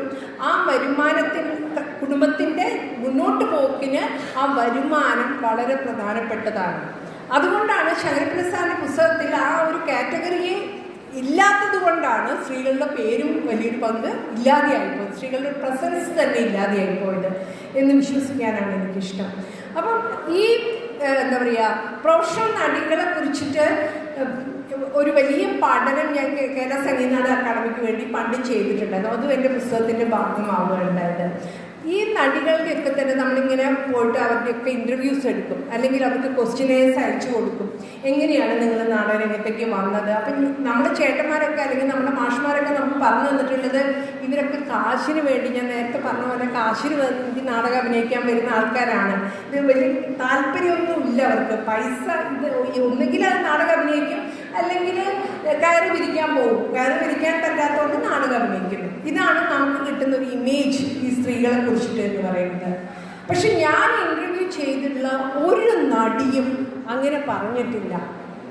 അവന് ഭയങ്കര പാഷനേറ്റ് ആയിട്ടാണ് അവർ അഭിനയിക്കുന്നത്. നാടകം എന്ന് പറയുന്ന അവർക്കൊരു എന്താ പറയുക, ഭയങ്കര ഇഷ്ടമുള്ളൊരു മേഖലയാണ്. അല്ലാതെ അവർ വെറുതെ കാശിന് വേണ്ടി അഭിനയിക്കുന്ന ഒരു മോശം കാര്യമാണെന്ന് ഞാൻ വിചാരിക്കുന്നില്ല, അത് വേറെ കാര്യം. പക്ഷേ ഇതിൽ വലിയൊരു പങ്ക് ആളുകളും അങ്ങനെ ആയിരുന്നില്ല. അവർക്ക് അവരുടെ ആത്മപ്രകാശനത്തിന് നാടകം ഒരു പ്രധാനപ്പെട്ട ഒരു ഇടമാണെന്നും എനിക്ക് കയറ് വിരിച്ചും തൊണ്ട് തല്ലിയും അതല്ല എൻ്റെ വഴി, അതിലപ്പുറത്തേക്ക് എനിക്കൊരു വഴിയുണ്ട്, അത് ഇതിലൂടെയാണ് എനിക്ക് സാധ്യമാവുക. ഞാൻ അഭിനയിക്കുക തന്നെ, ഇനി അടുത്തൊരു ജന്മമുണ്ടെങ്കിലും അഭിനയിക്കുക തന്നെ ചെയ്യാം എന്ന് പറയുന്ന നടികളെയാണ് ഞാൻ ഒരു 10-200 പേരെ ഞാൻ ആ കാലത്ത് ഇൻ്റർവ്യൂ ചെയ്തിട്ടുണ്ട്. അവരുടെ പഠനത്തിൻ്റെ ഭാഗമായിട്ട് മിക്കവാറും എല്ലാവരും ഒരേ കഥകളാണ് എൻ്റെ അടുത്ത് പറഞ്ഞിട്ടുള്ളത്. കേരളത്തിൻ്റെ അകത്ത് പണിയെടുക്കുന്ന സംഘടിതരല്ലാത്ത തൊഴിൽ മേഖലയിൽ പെട്ടിട്ടുള്ള ആളുകളാണ്. യാതൊരുവിധ യാത്രാ സൗകര്യങ്ങളോ ഒന്നും അവർക്ക് ലഭ്യമായിരിക്കില്ല. ഒരു നടി, ഇപ്പം സിനിമയിലൂടെയൊക്കെ വളരെ അറിയപ്പെടുന്ന നടിയാണ്. അവരെൻ്റെ അടുത്ത് അവരെക്കുറിച്ചിട്ട് ഏറ്റവും സ്ട്രോങ് ആയിട്ടൊരു ഓർമ്മ എന്താണ് എന്ന് ചോദിച്ചപ്പോൾ അവർ പറഞ്ഞിട്ട് ഞാനത് അവസാനിപ്പിക്കും. അപ്പോൾ അവരെൻ്റെ അടുത്ത് പറഞ്ഞു, ഞാൻ നാടക ക്യാമ്പിലാണ് അഭിനയ കാലത്ത് കൂടുതലായിട്ട് സ്പെൻഡ് ചെയ്തിട്ടുണ്ടായിരുന്നു. കാരണം എനിക്ക് വീട്ടിൽ പോയി വരിക എന്നുള്ളത് അത്ര എളുപ്പമുള്ള കാര്യമായിരുന്നില്ല. ആയതിനാൽ ഞാൻ നാടകം കഴിഞ്ഞു കഴിഞ്ഞാൽ ക്യാമ്പിലേക്ക് തിരിച്ചു വരും. എങ്ങനെയായാലും ക്യാമ്പിലേക്ക് തിരിച്ചു വരും, അവിടെ കിടന്നുറങ്ങും, രാവിലെ അടുത്ത നാടകത്തിലേക്ക് വീണ്ടും നാടക സംഘം വന്ന് വിളിക്കും, പോവും. അങ്ങനെയാണ് ചെയ്തത്. അവിടെ 1-2 നടന്മാരും ടെക്നീഷ്യൻസും ഒക്കെ ഉണ്ടാവും. ഇതാണ് ഒരു സിസ്റ്റം എന്ന് പറയുന്നത്. അവിടുത്തെ ക്യാമ്പിൻ്റെ സ്ഥിതി എന്ന് പറഞ്ഞാൽ വളരെ പരിതാപകരമായിരുന്നു. നിറയെ സിഗരറ്റ് കുറ്റികളും ബോട്ടിലുകളും എല്ലാമുള്ള വൃത്തിഹീനമായിട്ടുള്ള ഒരു ക്യാമ്പിൻ്റെ അകത്താണ് അവരെ ഒരു വർഷം മുഴുവൻ കഴിയേണ്ടത്. ഇടയ്ക്കൊന്ന് വീട്ടിൽ പോവുക എന്നുള്ളതല്ല, അത് ഒരു വർഷത്തേക്കൊക്കെ ആയിരിക്കും കോൺട്രാക്റ്റ് എന്ന് പറയുന്നത്. നിങ്ങൾ ആലോചിക്കണം, ചില സ്റ്റേജിൽ രാജ്ഞിയായും കാമുകിയായും അമ്മയായും ഒക്കെ വലിയ രീതിയിൽ അഭിനയിക്കുന്ന സ്ത്രീകളാണ് ഇങ്ങനെ ജീവിക്കേണ്ടി വരുന്നത് എന്നുള്ളത് നിങ്ങൾ ആലോചിക്കണം. എന്നിട്ട് ഒരു ദിവസം രാത്രി അവർ ഒരു 12 മണി 1 മണിയോട് കൂടിയിട്ട് ക്യാമ്പിലെത്തിയിട്ട് അവർ വാതിൽ പൂട്ടി കിടക്കാൻ വേണ്ടി ശ്രമിക്കുന്ന സമയത്ത് പുറത്ത് നിന്ന് ഭയങ്കരമായിട്ടൊരു തള്ളു വരികയാണ്. തള്ളി അകത്തേക്ക് ഒരാൾ കയറാൻ വേണ്ടിയിട്ട് നോക്കുന്നു. അപ്പോൾ അവർക്ക് മനസ്സിലായി അവർ കൂടെ അഭിനയിക്കുന്ന വേറൊരാളാണ് ശ്രമിച്ചുകൊണ്ടിരിക്കുന്നത്. അപ്പോൾ നമുക്ക് വേറെ ഓപ്ഷനില്ല, എന്ത് ചെയ്യണമെന്ന് അവർക്ക് അറിയില്ല.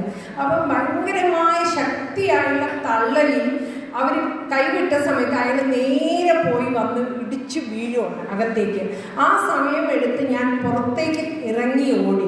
അപ്പോൾ ഇറങ്ങി ഓടിയപ്പോൾ അതിനെക്കുറിച്ച് അവർ പറഞ്ഞത്, ഈ ക്യാമ്പിനേക്കാളും സേഫായിട്ട് എനിക്ക് അപ്പം തോന്നിയത് നട്ടപ്പാതിരയ്ക്ക് റോഡിൽ നിൽക്കുന്നതാണ് ആ സ്ത്രീ എൻ്റെ അടുത്ത് പറഞ്ഞത്. അപ്പം ഇതുപോലെയുള്ള നാടക പ്രവർത്തകരുടെ ഓർമ്മകൾ കൂടി ചരിത്രമാണ് എന്ന് വിശ്വസിക്കുന്ന ഒരാളാണ് ഞാൻ. കാരണം എന്നെ സംബന്ധിച്ചിടത്തോളം അതുകൂടി പ്രധാനപ്പെട്ട കാര്യമാണ്. കേരളത്തിൽ ശങ്കരപ്പിള്ള സാറിൻ്റെയൊക്കെ നേതൃത്വത്തിൽ സ്കൂൾ ഓഫ് ഡ്രാമ തുടങ്ങിയ സമയത്ത് അതിൻ്റെ ഒരു നാടക പരിശീലന പദ്ധതിയിൽ ഒരിക്കലും പെൺകുട്ടികൾക്കും ആൺകുട്ടികൾക്കും സെപ്പറേറ്റ് ആയിട്ടുള്ള അഭിനയ പദ്ധതികളൊന്നും തന്നെ ഉണ്ടായിരുന്നില്ല. അത് അന്നും ഇന്നും അങ്ങനെ തന്നെയാണ്. ഒരു പൊതു പദ്ധതിയാണ് അതിന് ഉപയോഗിച്ചിട്ടുള്ളത്. അതിന് വളരെ പോസിറ്റീവായിട്ടുള്ള കുറേ ഗുണങ്ങളുമുണ്ട്, അതിൻ്റെതായിട്ടുള്ള ചില ദോഷങ്ങളുമുണ്ട്.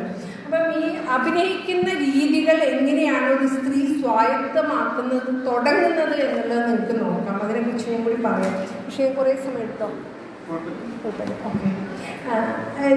നമ്മുടെ മേരിക്കുട്ടി ആശാൻ എന്ന് പറയുന്ന ഒരു പെൺനടനെ കുറിച്ച് നിങ്ങളെടുത്ത് പറഞ്ഞില്ലേ? അപ്പം അദ്ദേഹം ഭയങ്കര കേരളത്തിൽ മുഴുവൻ സന്തോഷ് കീഴാറ്റൂർ അഭിനയിച്ച വാസവദത്തയെ കുറിച്ച് നിങ്ങളുടെ പ്രിൻസിപ്പൾ ഇപ്പോൾ പറയണ്ടായി.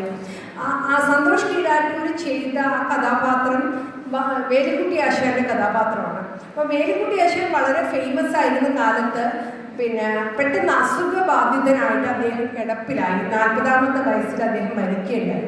അപ്പം മരിക്കുന്നതിന് മുമ്പ് അന്ന് ഫേമസ് ആയിരുന്ന മാവേലിക്കര പൊന്നമ്മയെ വിളിച്ചിട്ട് പറഞ്ഞു, എൻ്റെ പിന്നെ ചികിത്സാ ധനം, എനിക്ക് ചികിത്സയ്ക്ക് വേണ്ടിയുള്ളൊരു ധനം ഉണ്ടാക്കിയെടുക്കാൻ വേണ്ടിയിട്ട് വാസവദത്തയുടെ കരുണ ഒന്നുകൂടി കളിച്ചാൽ കൊള്ളാമെന്നുണ്ട്. അപ്പം പിന്നെ മാവേലിക്കര പൊന്നമ്മ വന്ന് അതൊന്ന് അഭിനയിക്കണം എന്ന് പറഞ്ഞു. അപ്പം മാവേലിക്കര പറഞ്ഞു, അയ്യോ എന്ത് വേണമെങ്കിലും ഞാൻ അഭിനയിക്കാം, പക്ഷെ എനിക്ക് വാസവദത്തയുടെ റോൾ അഭിനയിക്കാൻ പറ്റില്ല. കാരണം കരുണയിലൂടെ നമ്മൾ കണ്ട വേലുക്കുട്ടിയാശാന്റെ വാസ്തവതയുടെ അടുത്തൊന്നും, അതായത് സ്ത്രീ വേഷം കെട്ടാൻ വേണ്ടി ഒരു സ്ത്രീ പറയുന്നതാണ്, എനിക്ക് നിങ്ങൾ അഭിനയിച്ച സ്ത്രീ വേഷത്തിന്റെ അടുത്തേക്കൊന്നും എത്താൻ പറ്റില്ല. അപ്പം പിന്നെ വേലുക്കുട്ടി പറഞ്ഞു, പിന്നെ ആശാൻ പറഞ്ഞു, ഇല്ലില്ല, ഇതിവിടെ ഉള്ളതിൽ ഏറ്റവും നന്നായി ചെയ്യാൻ പറ്റുന്നത് മാവേലിക്കര പൊന്നമ്മയ്ക്ക് തന്നെയായിരിക്കും, പൊന്നമ്മ അത് ചെയ്ത് തരണം എനിക്ക് എന്ന് പറഞ്ഞു. അങ്ങനെ മാവേലിക്കര പൊന്നമ്മ അതിനെക്കുറിച്ച് പറഞ്ഞ ഒരു വാക്കാണ് എന്നെ സംബന്ധിച്ചിടത്തോളം എൻ്റെ റിസർച്ചിനെ വല്ലാതെ മുന്നോട്ട് കൊണ്ടുപോയിട്ടുള്ള ഒരു കാര്യം. അവരിങ്ങനെയാണ് പറഞ്ഞത്, ഞാൻ ആദ്യം വേലിക്കുട്ടിയായി, പിന്നെ ഞാൻ വാസവദത്തയായി. കാരണം വേലിക്കുട്ടി ആവാതെ അവർക്ക് വാസവദത്ത ആവാൻ പറ്റില്ലായിരുന്നു. നേരെ വാസവദത്തയിലേക്ക് പോവുകയല്ല ചെയ്തത്, വേലിക്കുട്ടി സ്വാംശീകരിച്ച വാസവദത്തയിലേക്ക് പോവുകയാണ് ചെയ്തത്.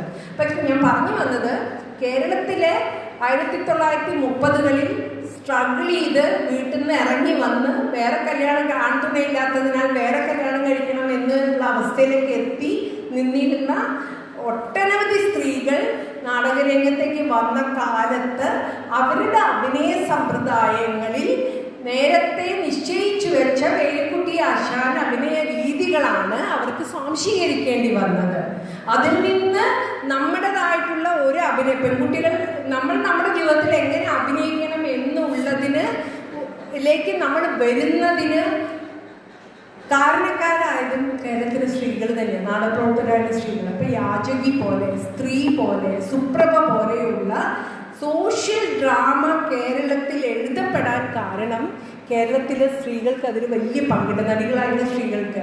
കാരണം വേലിക്കുട്ടിയൊക്കെ ചെയ്തിരുന്ന പിന്നെ രാജകുമാരിയുടെയും വാസവദത്തയുടെയും റോളുകൾ മാറിയിട്ട് റിയൽ ആയിട്ടുള്ള സ്ത്രീകൾ അവരുടെ മുന്നിൽ, എഴുത്തുകാരുടെ മുന്നിൽ വന്ന് നിൽക്കുകയാണ്. റിയൽ സ്ത്രീകൾ അവർ വന്ന് നിൽക്കുന്നത്. അപ്പം അവരെ വെച്ചിട്ട് അതാത് കാലത്ത് സാമൂഹ്യ പ്രശ്നങ്ങൾ എഴുതിയാൽ ഫലിക്കും എന്നവർക്ക് എഴുത്തുകാർക്ക് മനസ്സിലായി. അതിൻ്റെ ഭാഗമായിട്ടാണ് തങ്കവാസുദേവൻ നായരൊക്കെ ചെയ്തിട്ടുള്ള യാചകിയും സ്ത്രീയും സുപ്രഭയും ഒക്കെ അങ്ങനെയുള്ള സോഷ്യൽ ഡ്രാമാസ് വന്നിട്ടുള്ളത്. യഥാർത്ഥത്തിൽ റിസർച്ച് ചെയ്യുന്ന കുട്ടികൾ പഠിക്കേണ്ട ഒരു വിഷയമാണ്. കേരളത്തിലെ നാടകരംഗത്തേക്ക് സ്ത്രീകൾ വന്നതിന് ശേഷം നാടകരചനയിൽ ഉണ്ടാക്കിയിട്ടുള്ള മാറ്റം എന്താണ്, അത് ഏതൊക്കെ രീതിയിൽ രചനയെ ഇൻഫ്ലുവൻസ് ചെയ്തു എന്നുള്ളത് നമ്മൾ പഠിക്കേണ്ടതാണ്. ആ കാലമൊക്കെ കഴിഞ്ഞിട്ടാണ് കേരളത്തിൽ ഇപ്പം ഞാൻ നവോത്ഥാന പ്രസ്ഥാനത്തിലൊക്കെ തന്നെ ധാരാളം സ്ത്രീ അജണ്ട, സ്ത്രീകളാണ് ഇമ്പോർട്ടൻ്റ് ആയി വരുന്ന, അടുക്കളയിൽ നിന്ന് രംഗത്തേക്കും മറക്കുടയ്ക്കുള്ളിലെ മഹാനരകവും ഒക്കെയാണ് സ്ത്രീ നാടകം എന്ന് ഞങ്ങൾ പഠിച്ചു തുടങ്ങിയ കാലത്ത് ആദ്യം പറയുക വീട്ടിയുടെ അടുക്കളയിൽ നിന്ന് രംഗത്തേക്ക്. അതിൽ നിന്നാണ് സ്ത്രീകളെ കുറിച്ചുള്ള ചർച്ചകൾ തന്നെ തുടങ്ങി. ഋതുമതിയും മറക്കുടയ്ക്കുള്ളിൽ മഹാനരകവും അതേപോലെ അടുക്കളയിൽ നിന്ന് അരങ്ങത്തേക്കും ഒക്കെ തന്നെ തീർച്ചയായിട്ടും സ്ത്രീ ഒരു പ്രധാന അജണ്ടയായി വരുന്ന നവോത്ഥാനകാല നാടകങ്ങൾ തന്നെയാണ്. പക്ഷേ ആ നാടകങ്ങളിലൂടെയൊക്കെ മുന്നോട്ട് വെച്ച സ്ത്രീ എന്ന് പറയുന്നത് ഗാന്ധിയൻ ആശയങ്ങളിൽ അടിസ്ഥാനമാക്കിയിട്ടുള്ള ഗൃഹം എന്ന് പറഞ്ഞാൽ അതിൻ്റെ മേന്മയ്ക്കായി അവൾ കുടുംബത്തിൻ്റെ അകത്ത് തന്നെ നിന്നുകൊള്ളട്ടെ എന്നാണ് തേലിയെ കൊണ്ട് നമ്മൾ പറയിപ്പിക്കുന്നത്. മാധവന്റെ അവസാനത്തെ ഡയലോഗ് അങ്ങനെയാണ്, കുടുംബത്തിന്റെ നന്മയ്ക്ക് വേണ്ടി അവൾ കുടുംബം കൈകാര്യം ചെയ്ത് വീട്ടിൻ്റെ അകത്ത് തന്നെ നിന്നോട്ടെ, അത് കുഴപ്പമില്ല, അങ്ങനെ വീട്ടിൻ്റെ അകത്ത് നിന്നോട്ടെ എന്ന് പറയുന്ന സ്ത്രീകളെ ഉണ്ടാക്കാൻ വേണ്ടിയിട്ടാണ് യഥാർത്ഥത്തിൽ പിന്നെ എന്താ പറയുക നവോത്ഥാന നാടകങ്ങൾ വലിയൊരു പങ്കും ശ്രമിച്ചിട്ടുള്ളത് എന്ന് തിരിച്ചു പറയാനാണ് എനിക്കിഷ്ടം. കാരണം നമ്മുടെ എപ്പോഴും സ്ത്രീ നാടകം എന്ന് പറഞ്ഞാൽ ഈ 3 നാടകങ്ങൾ പറഞ്ഞ് നമ്മൾ തുറപ്പിച്ചിട്ടിട്ട് നമ്മളിങ്ങനെ പേടിപ്പിച്ചുകൊണ്ടിരിക്കും.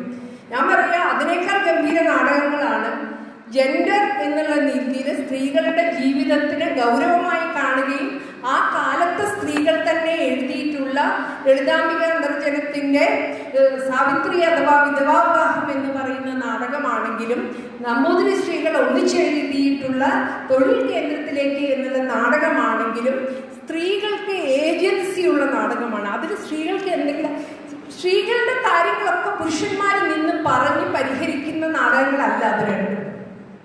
ഇവിടെ സ്ത്രീകൾക്കൊരു ഏജൻസി ഉണ്ട്. ഈ ഏജൻസി സ്ത്രീകൾ കൂടി തീരുമാനിക്കുന്നുണ്ട്. നമ്മൾ എന്ത് ചെയ്യണം എന്നുള്ളതിനെ കുറിച്ചുള്ള തീരുമാനങ്ങൾ എടുക്കുന്ന ഈ രണ്ട് നാടകങ്ങളും സ്ത്രീകൾ തന്നെയാണ്. അതൊരു വലിയ മാറ്റമാണ് യഥാർത്ഥത്തിൽ നാടകത്തിൻ്റെ അകത്ത് കൊണ്ടുവന്നിട്ടുള്ളത്. ആ മാറ്റം മറ്റ് നാടകങ്ങളിൽ കാണാനേ പറ്റില്ല. പിന്നെ എന്താ പറയുക, 1929 ആദ്യമായിട്ട് അടുക്കളയിൽ നിന്ന് അരങ്ങത്തേക്ക് എന്ന നാടകം ചെയ്ത അതേ ദിവസമാണ്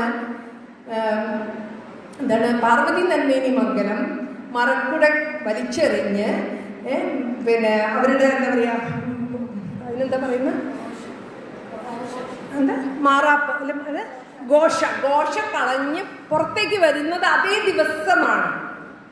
അതായത് ഞാനൊക്കെ പഠിച്ചു വെച്ചിട്ടുണ്ടായിരുന്നത് അല്ലെങ്കിൽ മനസ്സിലാക്കി വെച്ചിട്ടുണ്ടായിരുന്നത് അടുക്കളയിൽ നിന്ന് അരങ്ങത്തേക്ക് കളിച്ചതിന് ശേഷമാണ് നമ്പൂതിരി സ്ത്രീകളുടെ ജീവിതം മുഴുവൻ മാറി മറിഞ്ഞത് എന്നുള്ളതാണ്. പക്ഷെ അതേ ദിവസം നാടകം ചെയ്ത അതേ ദിവസം പാർവതി നന്മേനി മംഗലം നടത്തിയൊരു പ്രസംഗമുണ്ട്. അത് ആരും കേട്ടിട്ടില്ല. അതിലെ വരികൾ ആരും പഠിക്കാൻ വേണ്ടി ശ്രമിച്ചിട്ടില്ല. അപ്പം കാലത്തെ തന്നെ തിരിച്ചിട്ടുകൊണ്ട് വേറൊരു രീതിയിൽ ഒരു ചരിത്രം എഴുതാനാണ് യഥാർത്ഥത്തിൽ കേരളത്തിലെ നാടക ചരിത്രങ്ങളും സോഷ്യൽ ഹിസ്റ്ററിയും ശ്രമിച്ചിട്ടുണ്ടായിരുന്നത്. അതിൽ വലിയ മാറ്റങ്ങൾ ഇപ്പം ഉണ്ടായിട്ടുണ്ട്. പഴയതുപോലെയല്ല നമ്മൾ ഈ കാര്യങ്ങളെ മുഴുവൻ കാണുന്നത്. കേരളത്തിലെ സ്ത്രീകളുടെ ജീവിതത്തെ മാറ്റിമറിക്കുന്നതിൽ സ്ത്രീകൾക്കും ഒരു ഏജൻസി ഉണ്ടായിരുന്നു, നവോത്ഥാന കാലത്തും ഉണ്ടായിരുന്നു. അതിനുശേഷം വന്ന കേരളത്തിലെ ലെഫ്റ്റ് മൂവ്മെന്റിന്റെ ഭാഗമായി വന്ന രാഷ്ട്രീയ നാടകങ്ങളിലും ഇതേ പ്രശ്നങ്ങൾ നിങ്ങൾക്ക് കാണാൻ വേണ്ടി പറ്റും. ആ നാടകങ്ങളിലൊക്കെ തന്നെ മാല എന്ന് പറയുന്ന കഥാപാത്രമാണല്ലോ നിങ്ങൾക്ക് എല്ലാവർക്കും അറിയുന്ന കഥാപാത്രം. അതിൽ നിന്ന് തുടങ്ങാം. ഈ മാല എന്ന് പറയുന്ന കഥാപാത്രം ഒരു ആക്ടിവിസ്റ്റ് സ്ത്രീ കഥാപാത്രമായിട്ടാണ് നമ്മൾ മനസ്സിലാക്കുന്നത്. പക്ഷെ അവളുടെ ആക്ടിവിസം കേശവൻ നായർ വരുന്ന സമയത്ത് അവളോട് മോശമായി പെരുമാറുമ്പോൾ ചൂലെടുത്ത് ഷൗട്ട് ചെയ്യുന്ന, പുറത്തേക്ക് ഇറങ്ങി വന്ന് വാളുകൊണ്ട് കൊത്തും എന്നൊക്കെ പറയുന്ന മാലയെ നിങ്ങൾക്ക് കാണാൻ വേണ്ടി സാധിക്കും. വരികളിൽ അവൾ ആക്ടിവിസ്റ്റ് ആണെന്ന്, കർഷക തൊഴിലാളി പ്രസ്ഥാനത്തിൻ്റെ ആളാന്നൊക്കെ പറയും. പക്ഷെ ഗോപാലൻ വരുമ്പോഴത്തേക്ക് ചീനി അരിയുന്നു, മുടി മുന്നോട്ടേക്കിടുന്നു, മാറിടം കാണിക്കുന്നു, കുനിയുന്നു, ചിരിക്കുന്നു, നാണത്തോടുകൂടി നോക്കുന്നു, കരയുന്നു എന്ന ഡിസ്ക്രിപ്ഷൻസ് ഇങ്ങനെ കാണാൻ വേണ്ടി പറ്റും നിങ്ങൾക്ക്. അതായത് ഒരു പ്രോഗ്രസീവായിട്ടുള്ള നമ്മുടെയൊക്കെ ജീവിതത്തിൽ അത് സംഭവിച്ചിട്ടുണ്ട്. യഥാർത്ഥത്തിൽ വളരെ പ്രോഗ്രസീവായുള്ള ഒരു മെയിലിനെ കല്യാണം കഴിക്കുന്നതാണ് ജീവിതം മാറ്റാൻ നല്ലത് എന്നാണ് 80കളിലും 90കളിലും ജീവിച്ചിരുന്ന ചെറുപ്പക്കാരികളായില്ല ഞങ്ങൾ സ്ത്രീകൾ വിചാരിച്ചിരുന്നത്. നമ്മൾ വിചാരിക്കുന്നത് നമ്മൾ മാറുക എന്നുള്ളതല്ല, നമ്മുടെ ജീവിതം മാറ്റുക എന്നുള്ളതല്ല, നമ്മൾ സ്ട്രോങ് ആവുക എന്നുള്ളതല്ല. വളരെ സ്ട്രോങ് ആയിട്ടുള്ള എഡ്യൂക്കേറ്റഡ് ആയിട്ടുള്ള ബുദ്ധിയുണ്ട് എന്ന് നമ്മൾ തെറ്റിദ്ധരിക്കുന്ന ആണുങ്ങളെ വിവാഹം കഴിച്ച് ജീവിതം മാറ്റണം എന്നായിരുന്നു നമ്മൾ തെറ്റിദ്ധരിച്ചത്. എന്തൊരു പൊട്ടത്തരമായിരുന്നു എന്ന് ആലോചിച്ചു നോക്കും. എന്നിട്ട് അവരെന്താ വെച്ചാൽ ഈ പ്രോഗ്രസീവ്നെസ്, ഇപ്പം ഞാൻ പരിശുദ്ധിലൂടെയൊക്കെ വന്ന ആളാണ്. എന്നെ സംബന്ധിച്ചിടത്തോളം നാടകവും നാടക ചരിത്രവും എൻ്റെ ജീവിതവും തമ്മിലൊന്നും യാതൊരു വ്യത്യാസവും ഇല്ല. എല്ലാം പരസ്പരം കണക്റ്റഡ് ആണ്. അതുകൊണ്ടാട്ടോ ഞാനിത് പറയുന്നത്. ഞാൻ പരിശുദ്ധിലൂടെയൊക്കെ വന്ന ആളാണ്. പരിശുദ്ധിലൂടെയൊക്കെ വരുന്ന സമയത്ത് ഞങ്ങൾ നിരന്തരമായ ക്യാമ്പുകളിലൂടെ പങ്കെടുക്കും. സ്ത്രീകളും ആരോഗ്യവും, സ്ത്രീകളും എക്കോണമിയും, സ്ത്രീകളും വിദ്യാഭ്യാസവും എന്നൊക്കെ പറഞ്ഞ് ഭയങ്കര റിസർച്ചൊക്കെ ചെയ്ത് നിങ്ങൾ വിചാരിക്കുന്ന പോലെ ഗൗരവമായിട്ടുള്ള പഠനങ്ങളാണ് ഞങ്ങൾ ആ കാലത്ത് നടത്തിയിട്ടുള്ളത്. എത്ര സമയമാണ് നമ്മൾ അതിനെ മുകളിൽ സ്പെൻഡ് ചെയ്തിട്ടുള്ളത്. നമ്മുടെ കൂടെ നാടക പരിശുദ്ധരായ പുരുഷന്മാരുണ്ട്, തീർച്ചയായിട്ടും അവർ നമ്മുടെ കൂടെയുണ്ട്. കുറച്ച് കഴിഞ്ഞ് നമ്മളിങ്ങനെ തിരിച്ചു നോക്കുമ്പം അവർ പ്രൈമറി സ്കൂളിലും നമ്മൾ ഹൈസ്കൂൾ കഴിഞ്ഞിട്ട് നമ്മൾ പിന്നെ കോളേജിൽ കയറി, കോളേജ് കഴിഞ്ഞ് PhD കഴിഞ്ഞു. വീണ്ടും നോക്കുമ്പോൾ പരിശുദ്ധകാരും പരിശുദ്ധ പ്രവർത്തകരും പ്രൈമറി സ്കൂളിൽ തന്നെ ഇരിക്കുവാണ്. പക്ഷെ പ്രൈമറി സ്കൂൾ ഇല്ലാതെ നമുക്ക് മുകളിലോട്ട് പോകാൻ പറ്റില്ല. അതൊരു സത്യമാണ് അല്ലേ? പ്രൈമറി സ്കൂൾ വേണം, തീർച്ചയായിട്ടും വേണം. ഇവരെല്ലാം ചെരുപ്പൊക്കെ പുറത്തന്നെ അഴിച്ചിട്ടിട്ട് വളരെ സമാധാനവും സുന്ദരവുമായ ജീവിതം നയിച്ചുകൊണ്ടിരിക്കുകയാണ്. നമ്മുടെയൊക്കെ ജീവിതം തട്ടി തകർന്ന് തരിപ്പണമായി അതിൻ്റെ ഇടയിൽ നിന്നൊക്കെ എങ്ങനെയൊക്കെ കഷ്ടപ്പെട്ട് വീണ്ടും ഉയർന്നു വന്ന് ഇങ്ങനെ ജീവിച്ചു പോയിക്കൊണ്ടിരിക്കുകയാണ് നമ്മൾ. ഇതാണ് കേരളത്തിലെ ഇടതുപക്ഷം മുന്നോട്ട് വെച്ചിട്ടുള്ള സ്ത്രീ സങ്കല്പം എന്ന് പറയുന്നത്, നിങ്ങളൊക്കെ രാഷ്ട്രീയ നാടകങ്ങൾ ഗൗരവമായിട്ട് പഠിക്കാൻ ആർക്കെങ്കിലും താല്പര്യമുണ്ടെങ്കിൽ ഒന്ന് നോക്കേണ്ടതാണ്. ഒരു 6 നാടകം നോക്കിയാൽ മതി. പാട്ടബാക്കി നോക്കണം, കൂട്ടുകൃഷി നോക്കണം, നമ്മളൊന്ന് നോക്കണം. നിങ്ങളെന്നെ കമ്മ്യൂണിസ്റ്റ് ആക്കി, ഇൻക്ലാബിൻ്റെ മക്കൾ, ഇജ്ജ് നല്ല മനുഷ്യനാവാൻ നോക്ക്. ഈ 5-6 നാടകങ്ങൾ എടുത്തിട്ട് ഒന്ന് പരിശോധിക്കാവുന്നതാണ്. അതിലെ സ്ത്രീ കഥാപാത്രങ്ങളൊന്ന് പഠിക്കാവുന്നതാണ്. എല്ലാറ്റിലും പിന്നെ ഇൻക്ലാബിൻ്റെ മക്കൾ, ആന്റണി സാറിൻ്റെ നാടകങ്ങൾ എനിക്ക് ഭയങ്കര ഇഷ്ടമുള്ളതാണ്. അദ്ദേഹത്തിൻ്റെ വർക്കുകളൊക്കെ എനിക്ക് ഭയങ്കര പ്രൗഡാണ് അദ്ദേഹത്തിൻ്റെ വർക്കിനെ കുറിച്ചിട്ട്. പക്ഷെ അദ്ദേഹത്തിൻ്റെ സ്റ്റെല്ല എന്നും ത്രേസ്യാമ്മ എന്ന് പറയുന്ന കഥാപാത്രമുണ്ട് ഇൻക്ലാബിൻ്റെ മക്കളുടെ. ഈ സ്റ്റെല്ലയ്ക്ക് പാട്ട് പാടാനാണ് ഇഷ്ടം. ആയിക്കോട്ടെ, പാട്ടൊക്കെ പാടുന്നത് നല്ല കാര്യം തന്നെയാണ്, പാട്ടിനോട് നമുക്ക് വിരോധമില്ല. അങ്ങനെ വർഗീസ് എന്നാണ് തോന്നുന്നത് ആ മെയിൻ ക്യാരക്ടറിൻ്റെ പേര്. വർഗീസ് വരുന്ന സമയത്ത് ഇവൾ പാട്ട് പാടി കരഞ്ഞുകൊണ്ട് നിൽക്കുക. എന്തിനാണ് അവൾ കരഞ്ഞു നിൽക്കുക മനസ്സിലായത്? ഇനി പാട്ട് പാടിക്കൊണ്ട് നിൽക്കുവാണ്. അപ്പം അവർ തമ്മിൽ പ്രേമമുണ്ട്. അപ്പം ഇവൾ ചോദിക്കുന്നുണ്ട്, ഈ രാഷ്ട്രീയ പ്രവർത്തനത്തിൽ പാട്ട് പാടാൻ ഞാനും കൂടി വന്നോട്ടെ എന്ന് ചോദിക്കുന്നുണ്ട്. അപ്പം പറയും, വേണ്ട, വിവാഹശേഷം ഞാൻ നിന്നെ കൂടെ കൊണ്ടുപോകാം എന്നുള്ളത്. നമുക്കറിയാം വിവാഹശേഷം എന്താണ് സംഭവിക്കാൻ പോകുന്നത് എന്നുള്ളതൊക്കെ നമുക്കറിയാം. 1-2 അവർക്ക് സൗകര്യമുള്ളപ്പോഴൊക്കെ നമ്മൾ പോയി വരും കൂടെ. അത് കഴിഞ്ഞ് കഴിഞ്ഞാൽ പിന്നെ വീട്ടിൽ തന്നെയായിരിക്കും. ഇടയ്ക്കിടയ്ക്ക് വാതിൽ തുറന്ന് പ്രോഗ്രസീവായിട്ടുള്ള കാറ്റിങ്ങനെ ആസ്വദിച്ച് വീണ്ടും വാതിലടച്ച് വീട്ടിൻ്റെ അകത്ത് ഇരിക്കേണ്ടി വരും നമുക്ക്. ഇതാണ് കേരളത്തിൽ വലിയൊരു പങ്ക് എൻ്റെ ജനറേഷനിലുള്ള സ്ത്രീകൾക്കൊക്കെ പറ്റിയിട്ടുള്ളത്, വലിയൊരു പങ്കും. കാരണം ഞങ്ങളുടെ ഒരു മാതൃക എന്ന് പറയുന്നത് കേരളത്തിലെ ഇത്തരം രാഷ്ട്രീയ നാടകങ്ങളും അതിൻ്റെ പൊളിറ്റിക്സും അതുപോലെ തന്നെ അത് മുന്നോട്ട് വെച്ചിട്ടുള്ള സ്ത്രീകളുമായിരുന്നു. അത് സിനിമയിലൂടെ ആയാലും നാടകത്തിലൂടെ ആയാലും. രാഷ്ട്രീയ നാടകത്തിനെ കുറിച്ച് പറഞ്ഞുകൊണ്ടാണോ ലൈറ്റ് ഞാൻ വിചാരിക്കുന്നത് ഇവിടെ നിർത്താം അല്ലേ, കുറേ നേരമായി. അപ്പം ഞാൻ ഇത്രയാണ് പറഞ്ഞു വന്നത്. ശങ്കരപ്പിള്ള സാറുമായിട്ടുള്ള എൻ്റെ വഴക്കുകൾ ആരംഭിക്കുന്നത് നാടക ചരിത്രവുമായി ബന്ധപ്പെട്ടാണ്. മറ്റൊരു വഴി കണ്ടെത്തിയേ പറ്റൂ എന്ന് മനസ്സിലാക്കിയത് മാഷിൻ്റെ പുസ്തകങ്ങൾ വായിച്ചതുകൊണ്ടാണ്. മാഷ് മുന്നോട്ട് വെച്ചിട്ടുള്ള സ്കൂൾ ഓഫ് ഡ്രാമ പോലുള്ള സ്ഥാപനങ്ങളാണ് എന്നെ പോലെയുള്ള സജിതയെ ഉണ്ടാക്കുന്നതിന് കാരണമാക്കിയത്. പക്ഷെ അതിൻ്റെ അകത്തും നമ്മൾ ചെയ്യാൻ വേണ്ടി ശ്രമിച്ചിട്ടുള്ളത് എന്താണെന്ന് വെച്ചാൽ, അതിൻ്റെ അകത്ത് പണിയെടുക്കുന്ന, ഞങ്ങളെപ്പോലെ ഡിഫറെൻ്റായിട്ട് ജീവിക്കാൻ ശ്രമിക്കുന്ന, നാടകരംഗത്ത് പണിയെടുക്കുന്ന സ്ത്രീകളുടെ ജീവിതത്തെ വേറെ രീതിയിൽ കാണുകയും പഠിക്കുകയും ചെയ്യേണ്ടതുണ്ട് എന്നുകൂടി ഞങ്ങൾ ഈ കാലം കാണിക്കുന്നുണ്ട്. ഏതായാലും ശങ്കരപ്പിള്ള സാറിൻ്റെ ഈ കോളേജിൽ വരാനും സംസാരിക്കാനും മാഷോടുള്ള ഞങ്ങളുടെ വഴക്കുകൾ പറയാനും, എൻ്റെ മാത്രം വഴക്കല്ല, ഞങ്ങളെപ്പോലുള്ള എല്ലാ പെൺകുട്ടികളുടെയും വഴക്കാണെന്ന് പറയാനും അവസരം കിട്ടിയതിൽ വലിയ സന്തോഷം. Thank you so much.